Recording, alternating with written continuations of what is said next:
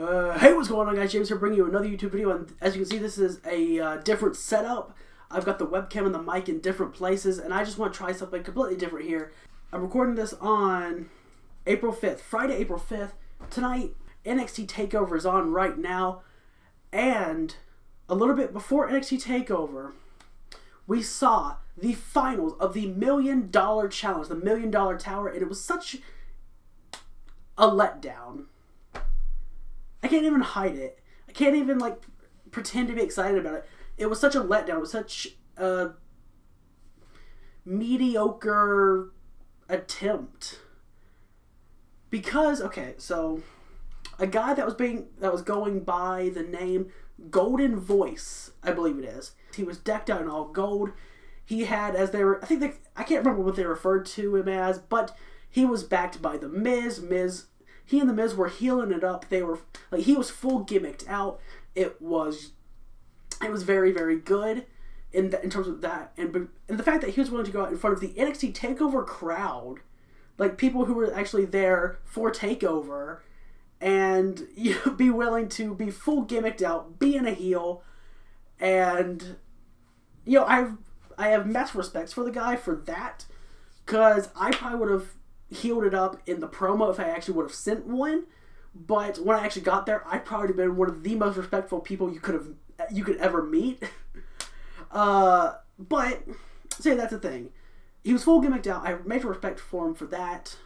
He did not let up, and he did not. He was just being a heel, and I have respect for that. But the one thing here is the part that really made it a letdown was the actual match. Because, there was all this hype and build up towards, okay, so AJ should be the ultimate final boss of 2K19. He should be what everyone says Triple H is. But that wasn't the case. And, okay, I knew right away that whoever got to the finals of the $1 Million Tower, cut a good promo, won the tournament, and then got to face AJ, I knew they'd win. I knew there was no chance that AJ was going to win. But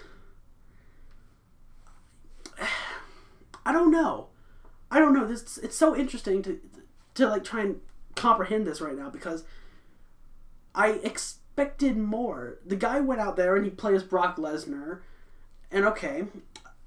And I knew right away that as soon as I saw, he started saying he was going to take AJ to Suplex City, I knew personally that the match might end rather quickly, because it had a 10-minute time limit, and then if it went to a time limit draw, the person with the most health would win. So those were the rules for that, besides winning by pinfall or submission, no counters, disqualifications. Which, by the way, if they do this again next year, they might want to look into the rules that Tyson and I use for Tournament Tuesdays, because those are some pretty good rules, and it's all about being competitive and not being a cheap piece of shit. Either way. Seriously though, I'd be willing to give them all the rules that we use for Tournament Tuesdays. But either way, and it's not that the guy was being a complete cheap POS. It's not that at all. He was playing as Brock. He was playing strategically. I give him that. But he was solely playing to win. In one way, that makes perfect sense.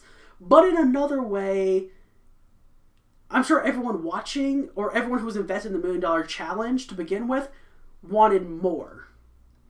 Because all the guy did was, well, everyone watching this will know what a Brock Lesnar match is in real life. German,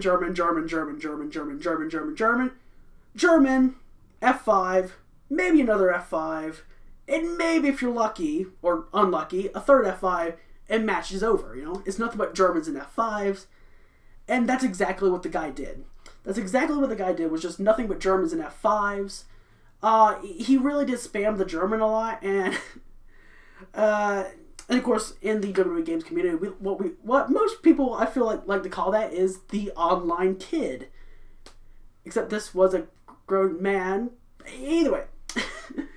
Yeah, so that's what he did. He just did a bunch of Germans, and in one way, okay, so he kept doing that. If technically it's playing realistically, because that's what Brock does in real matches, But at the same time, it wasn't compelling.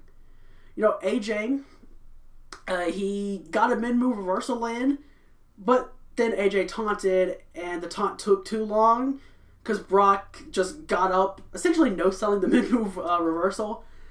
And so, of course, the taunt took too long, and Brock got back up, and he got AJ right into the carry powerbomb, hit his signature because AJ couldn't reverse it at that point since the carry was already initiated. And then he picked him up and went right to another carry, hit an F5 because, again, you can't reverse a move you can't mid-move reverse once the carry animation has started. So, and again, thinking about that, it's strategic. So in one way, that's very smart, and you commend the guy for doing that, for really thinking about that, because they were actually playing in the, I guess they're probably in the Barclays arena, the Barclays Center, but either way, they were there. You saw stuff for TakeOver. I don't know, the main reason I want to do this was just for the simple fact, like I was saying, the $1 Million Challenge, all the hype surrounding it ended with a whimper. That's the best way to put it. The final match was not compelling at all. The guy who won, who got picked and then won the tournament, all he did was Germans with Brock Lesnar. AJ couldn't reverse. And that was it. I mean, AJ got a mid-move reversal, so, okay, that was cool, but then, because Brock still had way too much health and he didn't like to go down anyway, because Brock Lesnar, he got up way too quickly.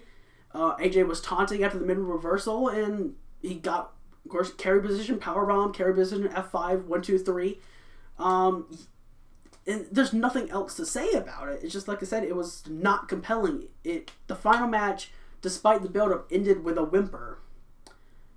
And, again, I knew right away that AJ was not gonna win. I knew that. But, again, everyone who was invested in it, I'm sure just expected a little bit more. The match to actually be competitive, and it wasn't. And I just, after Up Up Down Down stream of the event went off the air, once the stream ended, I was just kind of left with a feeling of emptiness. I was left with a feeling of emptiness because I realized, okay, that's it. I'm pretty sure, the match maybe lasted, 2.5, maybe at most 3 minutes. And that was it.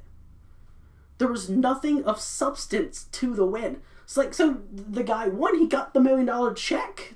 He got a giant check that said, $1 million, and it said he's a champion. So that's amazing. That's amazing for him. It just, I feel like he was too concerned with the victory. Because for all, being full...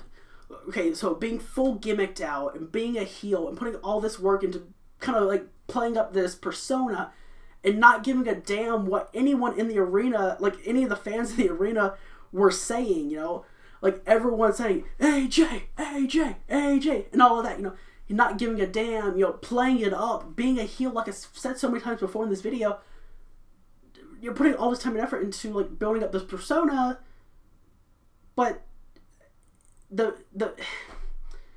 it was just a purely dominant victory, It was kind of like the most basic and boring of Brock Lesnar matches in real life, if that makes any sense.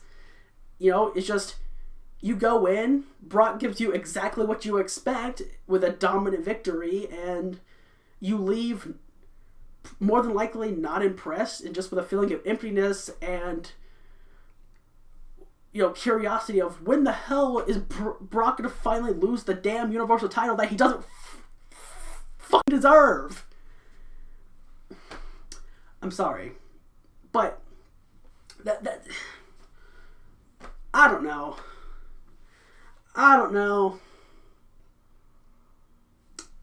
I guess that's all I gotta say. The $1 Million Tower, the $1 Million Challenge, the final match. It was pure domination of AJ Styles. It was not compelling at all. But the guy went out there. He cared about winning, and he got the job done playing as Brock Lesnar, and that's it. All I can say, though, is if they decide to do this again, because I know that 2K used to do this with their MLB games. If they do this again next year, have another $1 Million Tower of some kind, I'm definitely going to look to keep at it even more. And if they wanted to cut promos again, I think I'm actually going to do it next year. And hopefully I can do things really well. And if I get picked and I go through the tournament, hopefully I can go out and show how you can still care about the win, but have a very, very good and very competitive match with whoever they pick to be the cover athlete or to run it or whatever. But until next time, guys, I'll see you later. Bye, guys.